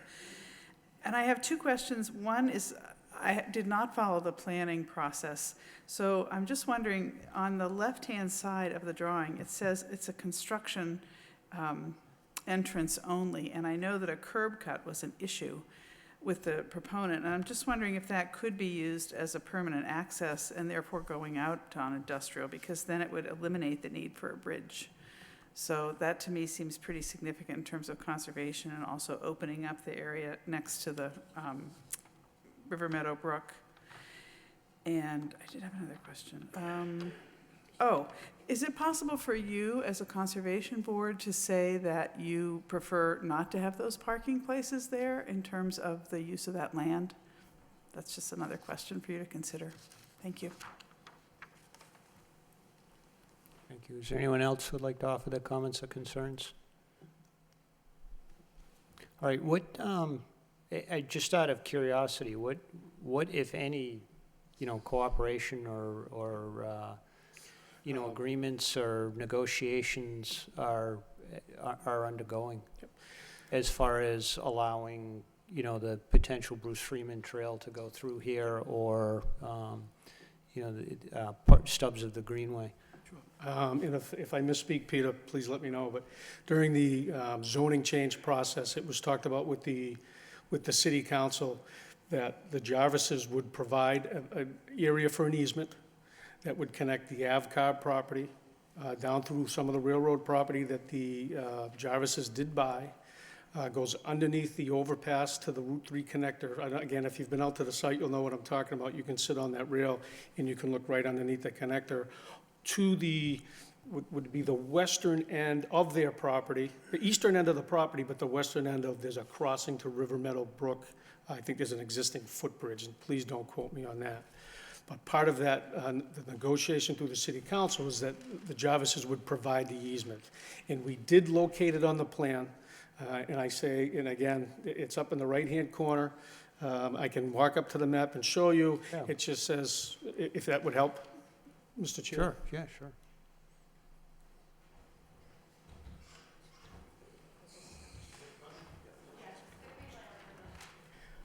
Right in this area here. There's a dash line right there, and it says approximate location, proposed 8-foot wide, quote-unquote, rail trail easement. During the city council process, it was talked about, and actually, I believe somebody from the city manager's office, and please don't quote me on that, contacted the Avcar property, or the Avcar people up here. There's an existing mass electric easement that runs here, and these people, again, it's my understanding, were willing to work with the city in order to provide that. So the connection from Industrial Ave all the way underneath the connector, all the way to River Meadow Brook, to the edge of the property that the Jarvises did acquire, was basically agreed upon. And again, while we were putting these plans together, we showed it on these plans to memorialize that. It's not set in stone, that's not a meets and bounds location by any means, but it's memorialized by being shown on these plans. And I believe that's what was talked about at the city council stage.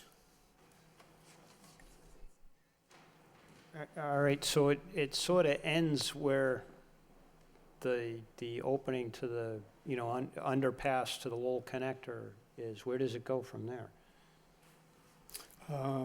It goes to the, and I know it's not on this plan, but it goes to the end of the property that they acquired from the railroad. I can provide you with a copy of what we call the A&R plan, or the property line plan, for when the sale went through with the railroad. I can provide the commission. No, I mean, so your eastern end of pavement, it sort of ends there. Here. No, the eastern end, where it goes under the overpass. Here. No, the pavement. Okay, Your proposed pavement. Yep, here. Yeah. Yep. The easement sort of ends there, right? Where does it go? It goes, literally goes from Oh, here. it goes to there? Yep, the corner of their property, the end of their And then- property. Yeah, then where does it go? And it goes all. No, I see it going that way. I'm talking to the Well, this west is- now. This is the portion that would have to go on the Avcar property. All right. Utility right away. I mean, it made sense to go in the Yeah, utility there's right away. utility poles out there now, so. Correct. Yeah, Can I provide some clarification on that? yeah, certainly.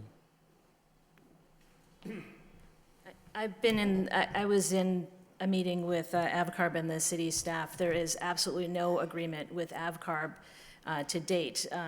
They're willing to consider it, but this is a corporation that they're actually looking to expand, so they're not interested in necessarily giving up any of their parking area. So that is very much a conversation that needs to continue.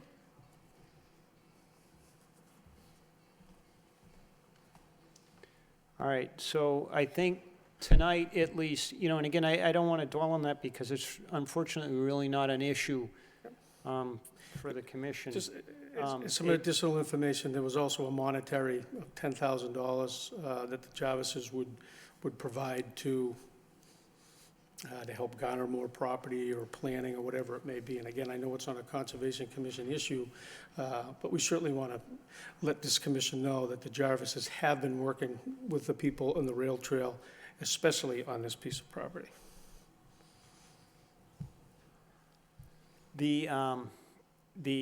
But as I said, what I was talking about earlier is an issue for the Conservation Commission. So, and I don't mean what we were talking about fencing and the test pits and the 50-foot setback line and no disturb line. I mean the fact that the commission is, under the, the Greenway plan is charged as the, as the arbiter of those, of those spaces. So, this was a previously identified corridor. So as far as it is, that, whether what its specific use is not, it's generally a multi-purpose use, but that is one of our issues. So, we need to address that. Okay. This, the rail trails, as being out there in the business, the railroads never give up their property. So this was a very unusual instance in this particular case. I'm trying to think back because it only happened a number of years ago. It was relatively recent that they did give it up, and I believe it had something to do with the condition of the bridge that crosses over the River Meadow Brook. And I certainly don't have the whole history of them selling their property in this area, but all of the railroad property has basically been sold off, except for this one lone landlocked piece. And it's actually a very strange shape if you were to look at the whole thing, so. Yeah, so you're because this is one final thing that needs to be addressed. What is because your plan is contingent upon access across the bridge to this area. What is the condition of the bridge, and is it conducive to vehicular traffic, and do we have engineering that backs that up? Because my understanding from a number of years ago when we were dealing with something tangential to this is that bridge was either condemned or it was a liability. So That's the first I'm hearing of that, but, we can certainly. And again, I'm stretching my memory, but and perhaps Commissioner Varnum recalls, and I remember there was something about that bridge that a fence was put up around it because it was unsafe. So, and I could be wrong, my memory could be faulty, but there was, is the bridge safe and suitable for We can provide the commission with some of that information. It's my understanding that some of the fence was put up for some of the, for security reasons, for lack of a better term. There was humans either living down there or using that as a corridor and coming onto the property. Okay, is the bridge safe for the purposes I mean, that in you're proposing? in my opinion it is. You're probably not going to take my opinion, so we will get you the information. No, Yeah, I mean, that's fine. I mean, at one point in time, it was a railroad bridge, but, which is certainly, a couple of pounds heavier than a car, but my limited scope is, it certainly doesn't look deteriorated. There's no spalling of the concrete. It certainly looks fine. Yeah. But we can have a quick assessment done if it helps the commission. And just, and again, I hate to do it, but there was just, when I was out there, I looked at it and I was like, there's something sticking in the back of my mind that bridge was, and that was one of the reasons why the railroad was willing to part with the property, had to do something with that bridge. We will look into that. I mean, yep. All right. Are there any other concerns. Is there anyone else who would like to offer their comments or concerns? And again, if you spoke tonight, you'll be entertained to speak again in the future. If you didn't speak tonight, it doesn't matter. You can still speak in the future as issues arise. So, all right. Why don't we continue this to the April 12th meeting? Yeah, just to clarify, I want to just make sure you guys are leaving this meeting with understanding of the concerns, issues, so that when you do come back, you know, we're focusing on the substance and not things that could have been addressed ahead of time, because I think it'll make it more, the next meeting more efficient. I think this was good to have this back and forth, but I just want to make sure that now's your opportunity. If there's any ambiguity on some of the things we were talking, you know, does it make sense to recap, or do you feel like you got a clear understanding? I mean, I would love a recap, although the recap might take just as long as, Right. as some of the meeting. I mean, And I think you can I work was- with, obviously, Christine and we obviously would. I was taking the notes. I mean, some of the stuff, some of the concerns was reiterated by most of the commissioners. Some of them, I did the best I could to jot Yeah, down I mean, some just notes. real Yep. quick, I mean, I think a lot of it comes down to just general detail in the plan. There's a couple of things that are hard to follow. It's a busy plan, you know, of critical, you know, nature to us is obviously the 50-foot no disturb zone. I think, you know, as the chair pointed out, you know, it kind of goes along with the comments from the engineers that we haven't seen yet about the test pits. The only thing I would point out in that, I mean, is there an open, spill number with Mass DEP at this site, you know? Is there an LSP involved with this I property? don't believe there is, but we'll double check, but I don't believe there's anything like that. 20, Yeah. the whole 21E. Yeah, so, you know, because the comments are valid that, you know, I mean, this. You see stained soil when you're doing the, you know, Right. someone's gonna probably wanna call in a spill number to DEPs to get an LSP out there. Right. Right. I'm not an LSP, but done enough test pitting to know if we do run into something like that, we call the proper authorities. And then I think the other substantive things are just kind of the intent, you know, intended use of this as a, you know, multi-use, something to consider.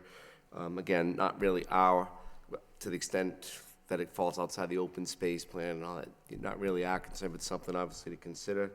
And then I think the most substantive thing that was pointed out to me is, you know, you're moving closer to the brook in an effort to avoid doing anything with that concrete wall, but still needing to maintain enough open space. That combined with the questions or the uncertainty about the bridge, may it be worthwhile to look at kind of as an alternative, using that construction entrance as a permanent feature that would take the cars onto Industrial Ave rather than traversing across Meadow Brook. Just something to consider. Those are kind of the big things that I heard that are likely to probably come back at the next meeting. Is there anything that? The fence detail and how that ties in. The wildlife corridor, right? Yeah, I'm sorry. no, let's keep going. No, I'm. All right, so I just want to mention a couple things, because a couple terms were just mentioned that hadn't been mentioned, and the 21E was one of my lingering ones that I forgot to ask. Just for people here, there's a lot of initials that just got thrown out and a lot of numbers that just got thrown out. 21E is Section 21E. It's a site review process of a potential dirty site. So it's an LSP is a licensed site professional, and that's for lack of a better term, is sort of like a super engineer. And what they do is they're contracted by a landowner or a developer or, in this particular case, an applicant, but they don't necessarily work for them. Okay, they work to protect the site and to make sure that the site is dealt with in a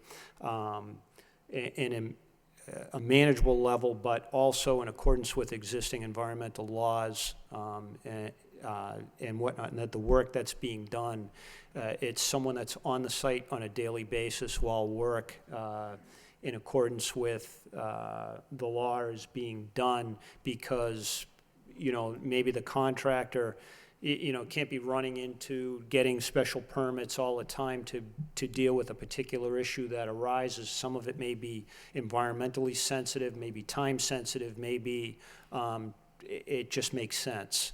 Okay, so and perhaps Commissioner Lovely could even add a lot more to that and correct some things that I said wrong, but I'll just be real quick. I mean, the bottom line is if it looks dirty, smells dirty, you see anything in the subsurface, that needs to get called into DEP to open a spill number, and then they would direct you to hire an LSP to make sure that the cleanup, the assessment and potential cleanup of any contamination is addressed in accordance with the state's mass contingency plan. all right. And I have two more things because we received 2 letters regarding this project, so I'm just going to read these into the record. The first is from an out-of-town resident, but regardless, we'll read it in anyway. It's from Lynn Langton from 10 Surrey Drive in North Andover, dated Sunday, March 19th, 2017. Dear Conservation Commission, I cannot attend Wednesday night's meeting, but I urge you to vote in favor of the Jarvis Volkswagen expansion project.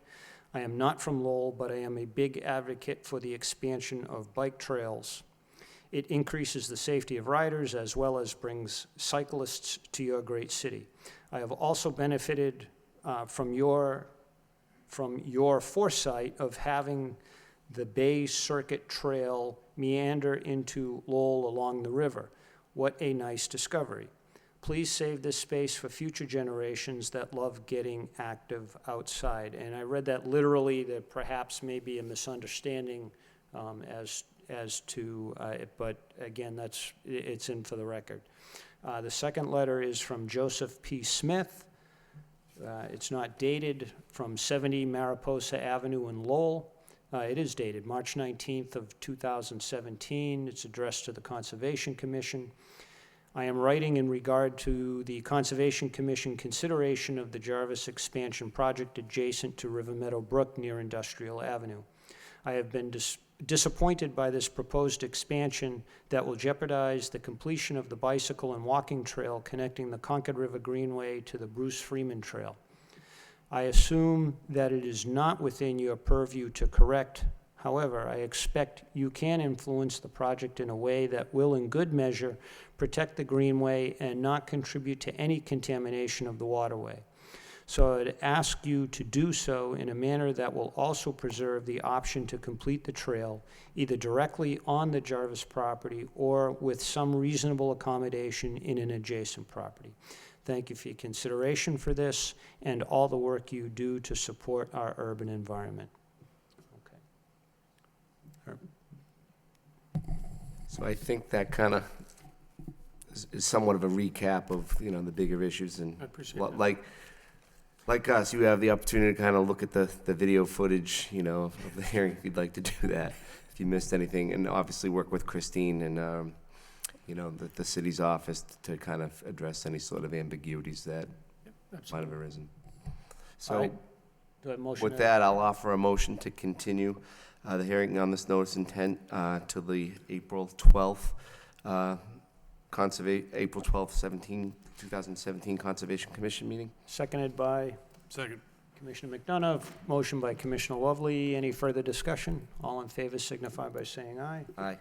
Opposed? The ayes have it. Thank you. Thank you All for your right, time. thank you. Good night. If I Thank may- you, folks, for coming in. If I may, Mr. Chairman. Yes, certainly. Certainly. And we are, we're done. Do I have a motion? Anything else? No? Okay, do I have a motion to adjourn? I'll offer a motion to adjourn. Seconded by Commissioner Varnum. She beat you. All in favor signify by saying aye. Opposed? Aye. The ayes have it, and good night. Good night. I don't think we have anything to sign. No. Yeah, No, we do. We have one RDA. Do a better job tracking some of these cool projects that are going on in town, like these, bike lane greenways. Do you go on the Lawrence Street station?